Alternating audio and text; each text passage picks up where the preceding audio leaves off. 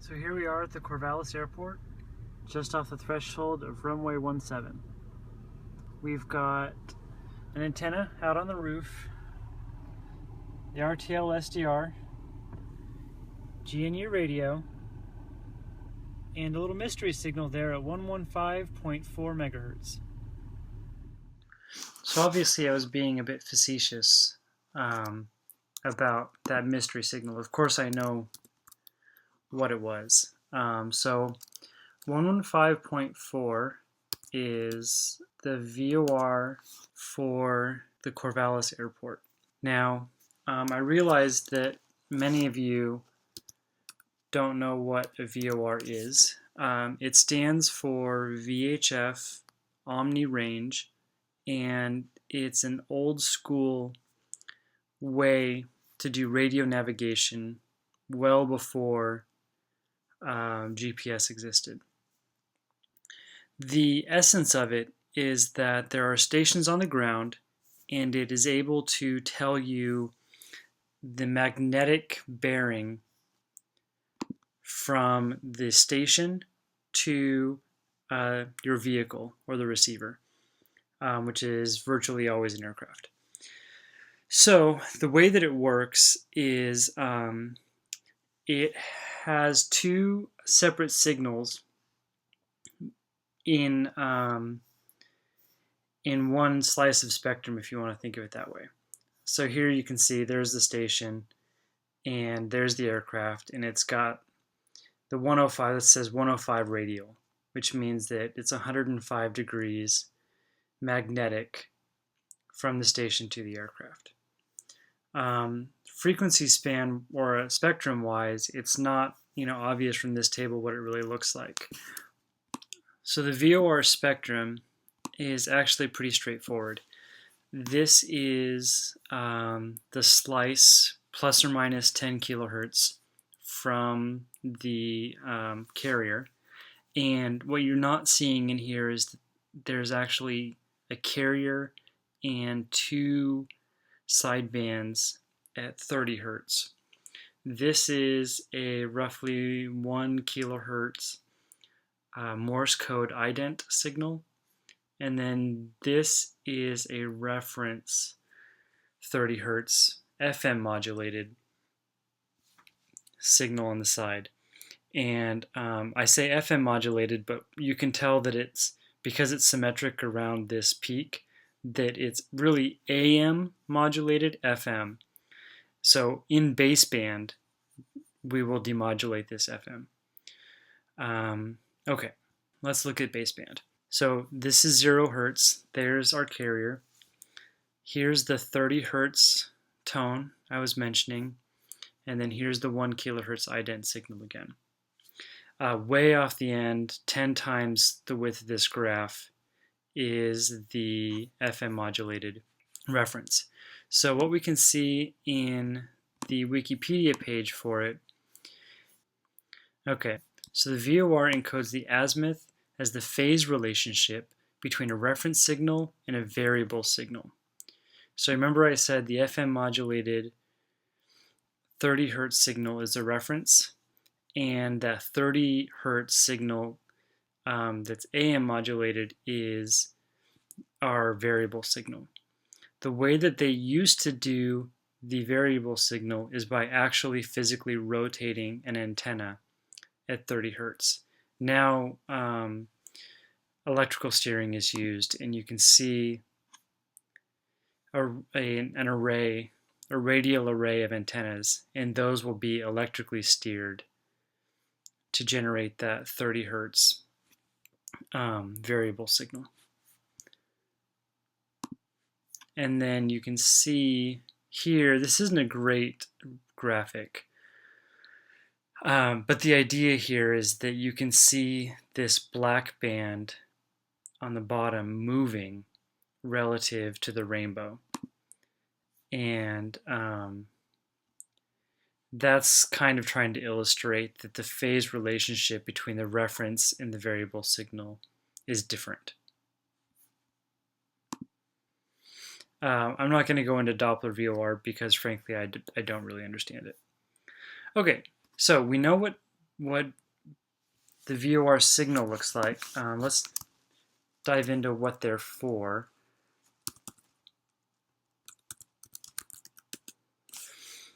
The easiest way to see that is by looking at an aeronautical chart. And the easiest way to see the airways in VORs is actually an IFR chart, which is Instrument Flight Rules. So we can see right here, Corvallis Municipal CVO 115.4. So that is the VOR that we were receiving. There are many other in the area. Newport, in particular, is close, as well as Eugene Airport 112.9, and this is McMinnville, I want to say. Oh, Newburgh. Yep, Newburgh, and then Battleground. Portland Airport is right down here. And so anyways, there's a few in the area. These stations are not designed to be picked up on the ground. In fact, they use a counterpoise that's 10 feet or so off the ground. So it's difficult to receive these stations from the ground, and they're VHF, so they don't tend to bounce around. So there's no chance that I'll be able to receive any of these other VORs from the ground in Corvallis. But I do have plans to do a flight to try to collect information from these other VORs. Okay, so now we know what they are, we know what they're for. Why am I even talking about this at all? Well, I had an idea to do essentially homebrew radio navigation without using GPS. And I admit that it is an academic exercise, but I think it's a fun one. And while I was doing this research, I discovered that, in fact, it wasn't a new idea. It's old. Area navigation was a system that used this exact idea before. On the plane, there was a database and a computer, and it would calculate the radials from several VORs, or a DMA, which is like a distance measuring equipment. And it would calculate the actual latitude and longitude for the aircraft automatically, predating GPS. So essentially, I'm rehashing the area navigation system, but I'm doing it with software-defined radio, and it'll be an interesting exercise regardless. Okay, so how do we go about actually decoding this data? So let's load up the flow graph that I developed to demodulate the VOR. Okay, so this is going to be difficult to fit on the screen, but let's try it.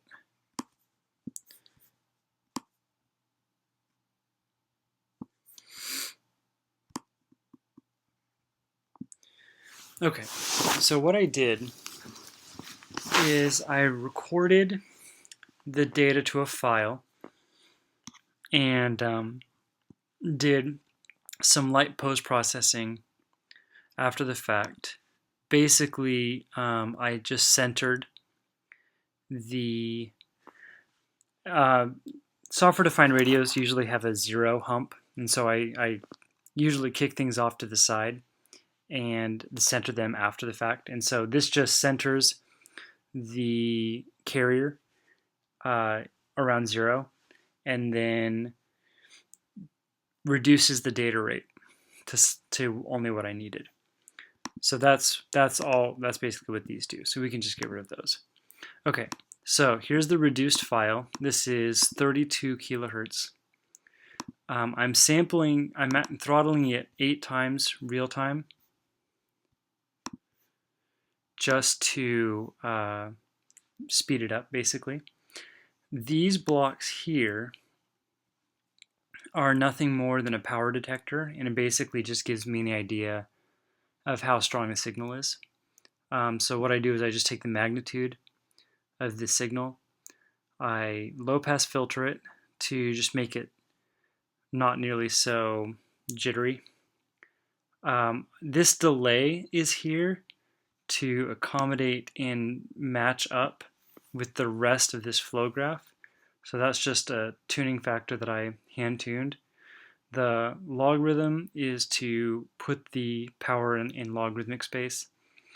And then I add a constant, and this is another hand tuned parameter that basically sets it so that if the power is below 0, the signal's not good, and you'll be able to see how I found that out. Okay, so that's all that stuff does. So like I said, the signal is AM modulated. So the first thing we do is we demodulate the AM, and then low pass filter it. And this low pass block then goes through another band pass filter, and this is 25 to 35 hertz with a 5 hertz transition width. And so what that does is that just filters out that 30 hertz variable signal, and that's our navigation signal. Okay, and then on this branch, we convert it to a floating point number. I just have the imaginary component 0. The reason for that is so that we can then use a complex multiply to shift that FM sideband over to the center, and then we low pass filter that as well. These low pass filters, they're matched so that the delay between them is the same. Okay, so we FM demodulate it, and then do this exactly the same bandpass filter. And again, this is matched so that the delay is the same. Let's get rid of that for now. That I just put there to make those graphs. Okay, so these two are the same, and then we're going to block DC. So what we want are two sine waves that are 30 hertz, that are centered around 0.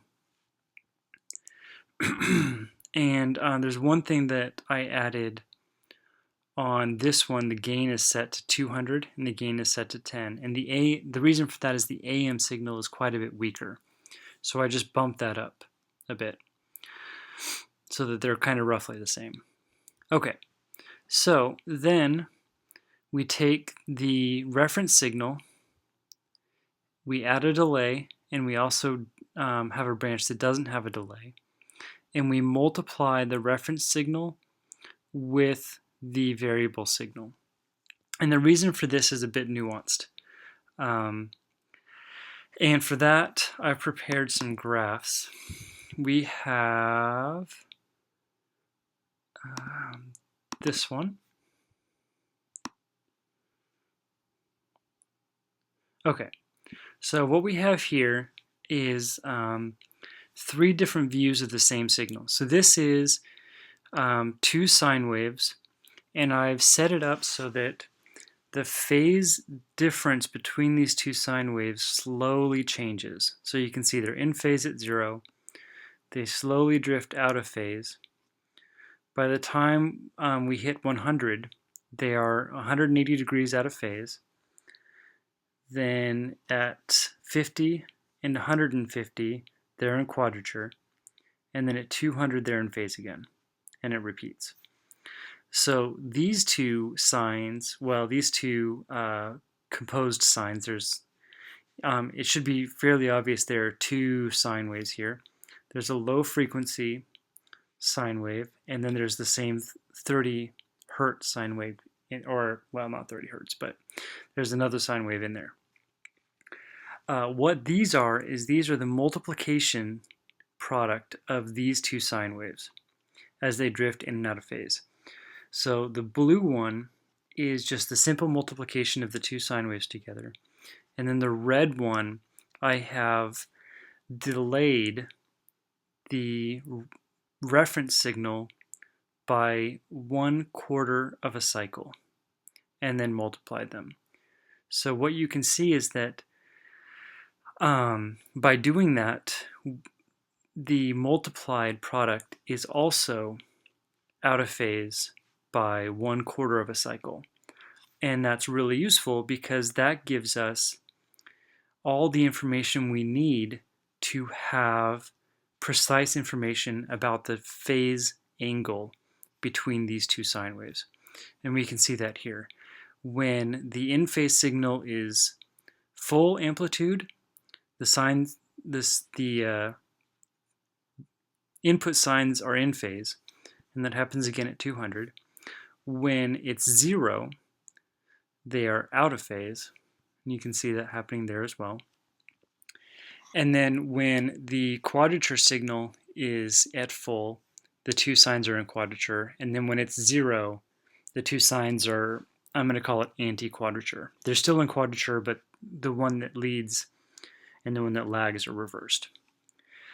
So we can use trigonometry on these two sines, and we can actually trace around the vector, the unit circle. And so there's a point I want to make about the unit circle, and that is that these sines up here at the top are normalized. You compute the hypotenuse of the triangle that these two sines make using a squared plus b squared equals c squared. And then you use that hypotenuse length and divide the input by it. And that will give you a normalized output that is on the unit circle. And that's just convenient to make the math better. So I want to explain how I go from these two bottom signals to this top signal. And that is by using an integration. So let's look at that one. Okay, so basically what we're looking at is this shaded yellow box is the integration window in the graph I had. So I just said plus and minus 20, integrate those values, and then that's the value that results. And so just for those that may not remember what integration is we're computing the area under the curve.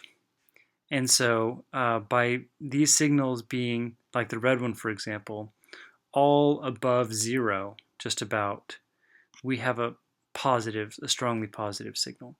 And if we did it where, let's say, blue is minimum, by them all being below, we get a negative signal. And so this is also roughly equivalent to doing a low-pass filter.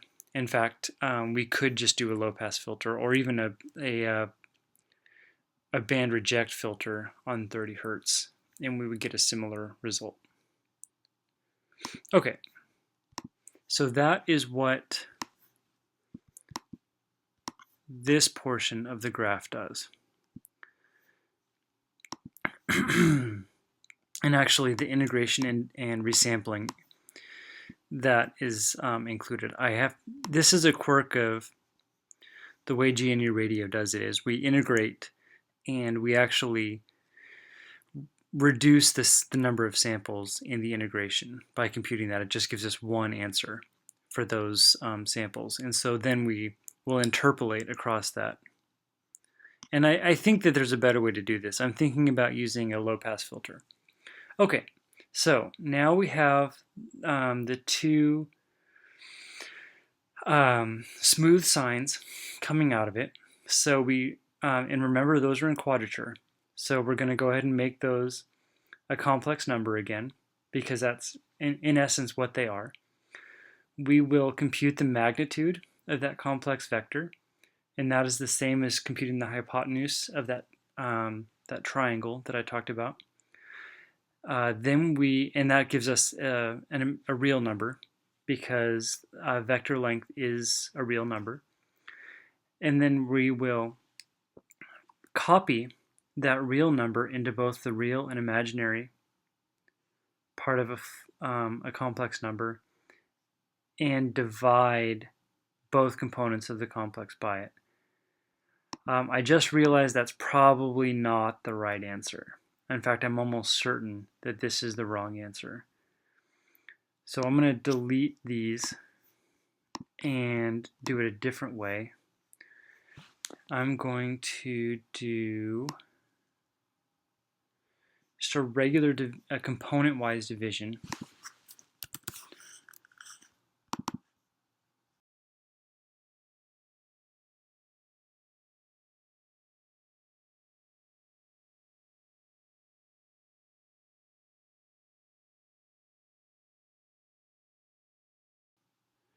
I'm somewhat more confident that that's the right answer.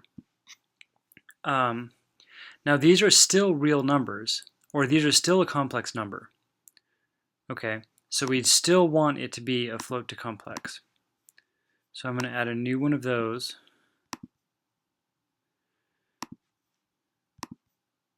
Need to make well, I guess that doesn't necessarily matter. Okay, so complex to arg, that is equivalent to getting the angle out of the complex number.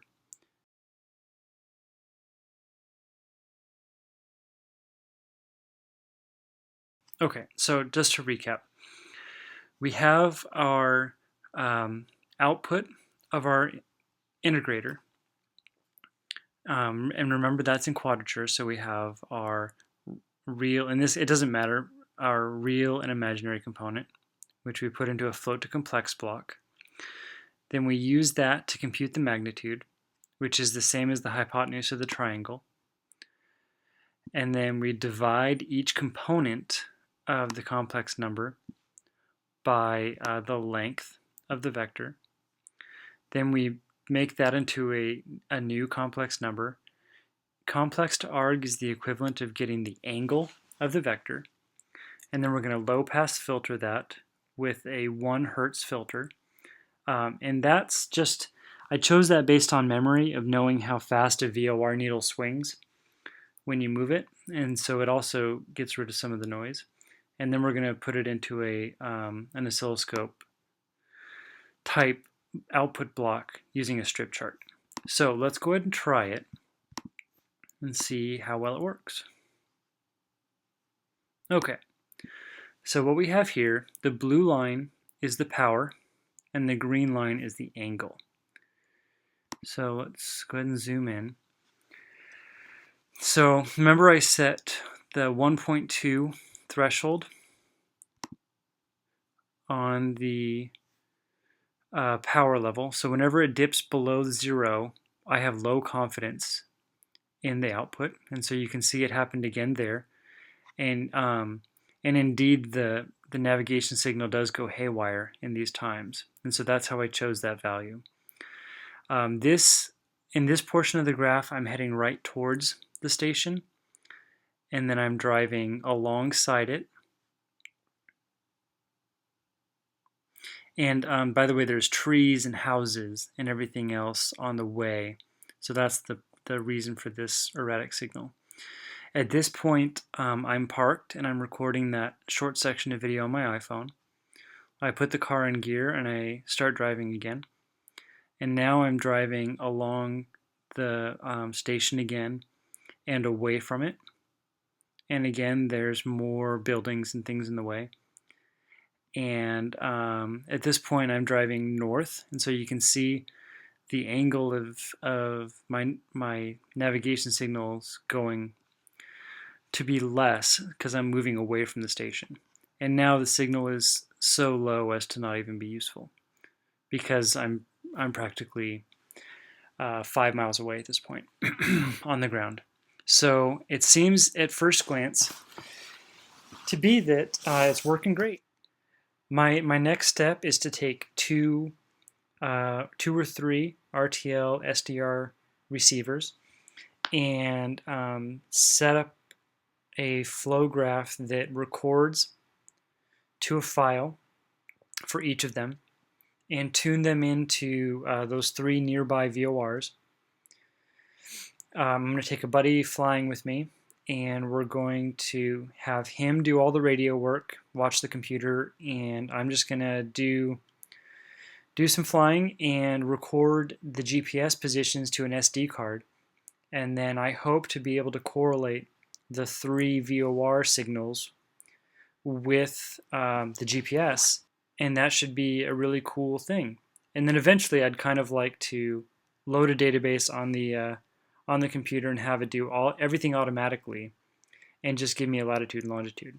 So anyways, because the laser cutter is done, I'm thinking about this as being the next 4 or 5 video project. For everyone that subscribed to the laser cutter videos, I really appreciate it. I got quite a fair number, for quite a few for me actually, subscriptions. So I hope that this kind of stuff doesn't turn you off. So yeah, thumbs up and subscribe if you liked it. Thank you.